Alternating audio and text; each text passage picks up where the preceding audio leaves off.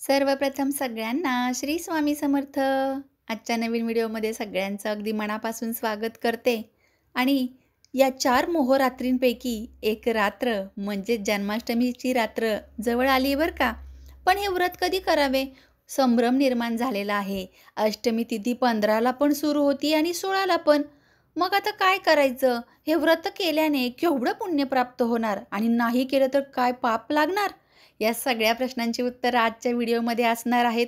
कोणता मुहूर्त आहे? व्रत आणि उपवास कधी करायचा आहे? निश्चित काल कधी आहे? या सगळ्यांची माहिती आज आपण पाहणार आहोत. तर चला जास्त वेळ न लावता आजच्या विषयाकडे वळूया.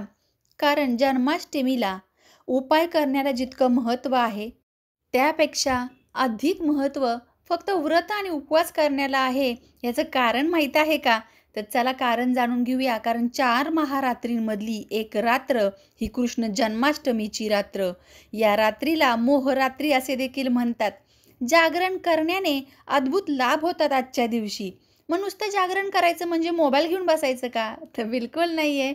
जागरण करताना आपण श्रीकृष्णाला जे आहे अभिषेक करायचा आहे, पंचामृत स्नान घालायचं आहे, कोमट पाण्याने अंघोळ घालायची आहे. कारण ते बाळकृष्ण आहे, नुकतंच जन्मलेलं गोंडस असं बाळ. त्याला कोमट पाण्याने अंघोळ घालावी, घरातली जी बाळकृष्णाची मूर्ती आहे त्याला. आणि बरोबर 12 वाजता जेव्हा निशित काल चालू होतो, तो काय असतो हे सगळं पुढं सांगणार आहे. आणि त्या निशित कालामध्ये एक गोष्ट नेहमी करायची आहे. ज्यांना संतान प्राप्ती हवी आहे, मूलबाळ होत नाहीये, अशांनी तर जरूर हा उपाय लिहून घ्या. शास्त्रामध्ये असं सांगितलं जातं की हे व्रत करणाऱ्याला चक्क नशिबाची भाग्यरेखा बदलण्याची संधी मिळते. हो, पण कधी आहे हे?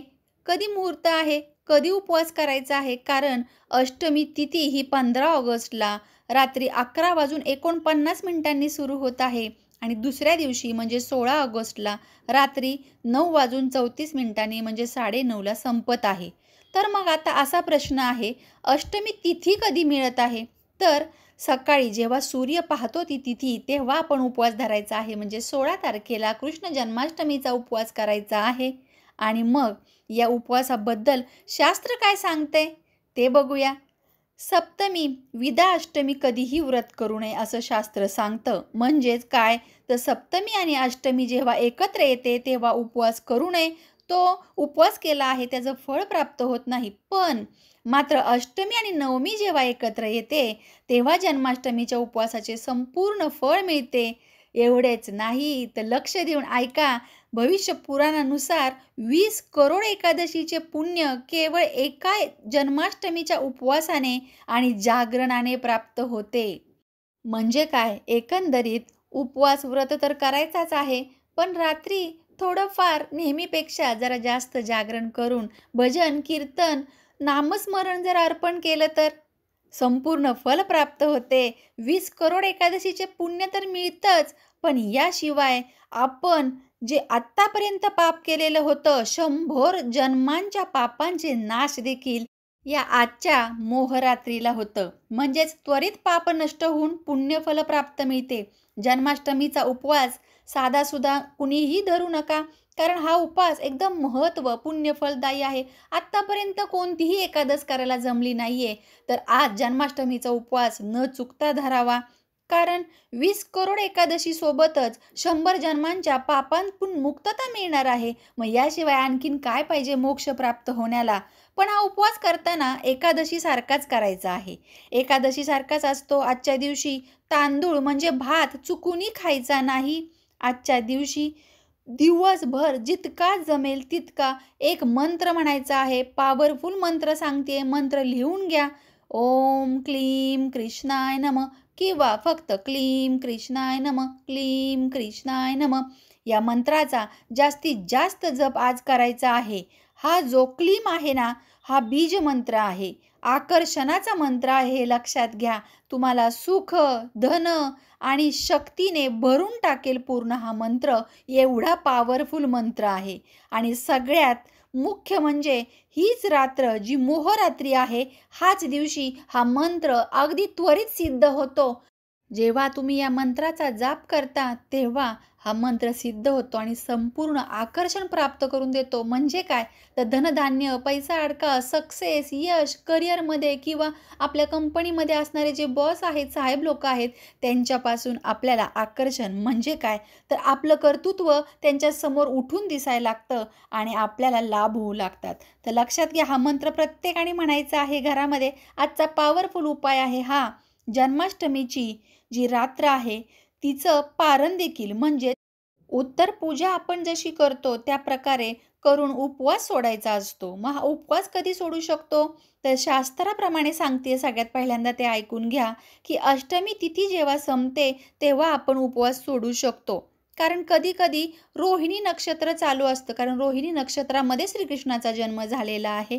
मग खूप वेळ असतं हे नक्षत्र आणि अष्टमी तिथी मात्र संपून जाते. तर कधी-कधी तिथी खूप वेळ असते. मग हे सगळं पाहून उपवासाचं पारण करायचं असतं. शास्त्राप्रमाणे हे असं नमूद आहे. पण बऱ्याच ठिकाणी रात्री 12 वाजता कृष्णाला पाळण्यात घालून जन्म झाल्यानंतर काही जण उपवास सोडतात. पण शास्त्रामध्ये याचं काय सांगितलेलं आहे वर्णन ते ऐकूया, की कधीही दिवसा पारण केलं पाहिजे. म्हणजे दिवसा उपवास सोडला पाहिजे, जेव्हा सूर्य उदय होतो तेव्हा. संपूर्ण व्रताचं फळ हे तेव्हाच प्राप्त होते, नाहीतर या व्रताची फलहानी होते. म्हणजे जेवढं आपण केलेलं आहे व्रत, जेवढं पाहिजे ते पुण्य भेटत नाही, तर त्याचं हानी मिळते, नुकसान होतं. तर यामध्ये आता काय करायचं आहे, जर रात्री उपवास सोडत असताल, तर थोडा वेळ थांबा. रात्री काही ना काहीतरी दूध वगैरे घेऊन तुम्ही सकाळी पहाटे हा उपवास जरूर सोडू शकता. आणि आता महत्त्वाचा शेवटचा जाता-जाता एक उपाय म्हणावा लागेल, कारण ही एक रिच्युअल आहे, पद्धत आहे आपल्या संस्कृतीनुसार. काकडी जी असते ती वरती थोडंसं देठ असलेली घ्यायची, हिरवीगार काकडी घ्यायची आणि त्यामध्ये ₹1 नाण्याने ₹1 कॉइन घ्यायचा. बरोबर 12 वाजता निषिद्ध काल सुरू होतो आणि हा निषिद्ध काल सुरू झाल्यानंतर 12 वाजून 12:47 मिनिटांपर्यंत आहे यावेळेस. याच काळामध्ये श्रीकृष्णाचा जन्म होतो. मग अशी परंपरा आहे, की काकडीमध्ये ₹1 कॉइननी मधोमध अशी रेष मारायची आणि तो कॉइन त्यातच ठेवायचा आणि मग श्रीकृष्णाला पाळण्यात घालून, छान अंघोळ वगैरे घालून, वस्त्र घालून त्याला अंगाई म्हणायचं आहे, पाळणा म्हणायचा आहे आणि मग नैवेद्य पहिला दाखवायचा तो म्हणजे माखन मिश्री, लोण्याचा गोळा, त्यावर खडीसाखर. तर यामध्ये आता मी तुम्हाला सांगितलं ना, जे काकडीचा चिरा मारायचा आहे कॉइनने, ज्यांना संतती हवी आहे, मुलं-बाळ होत नाहीये, त्यांनी बघा मनोभावे करा हे व्रत आणि उपवास. दिवसभर मंत्र जाप करा आणि रात्री निश्चित कालामध्ये श्रीकृष्णाचा जन्म या काकडीद्वारे, या कॉइनद्वारे करा आणि बघा काय अनुभव येतोय तो. फक्त मनोभावे करा आणि या दिवशी संकल्प घ्या, की मी संतान गोपाल स्तोत्र दररोज म्हणणार म्हणून. संतान गोपाळ स्तोत्र म्हणण्याचा खूप चांगला अनुभव आहे. तर आजचा विषय तुम्हाला आवडलाच असेल, तर एक लाईक जरूर करा आणि उपाय व्यवस्थित लिहून घ्या, म्हणजे कुठे चुकता कामा नये. चला तर मग पुन्हा भेटूया नवीन माहितीसोबत. तोपर्यंत माझ्याकडून सर्वांना श्री स्वामी समर्थ.